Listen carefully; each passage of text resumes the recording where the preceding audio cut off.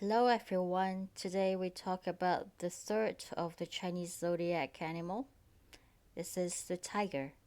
So you know how to say and write tiger in Chinese?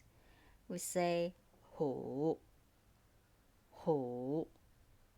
So probably you would have guessed already that tiger in Chinese culture is considered as a very strong animal.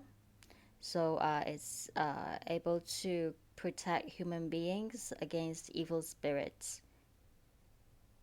So, for people who were born in the year of the tiger, they're considered as strong and being able to protect others, full of integrity and persistent and being patient as well. So, let's see how this character is written.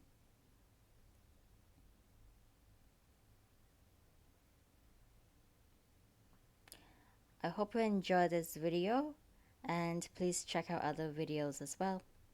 Thank you so much for watching.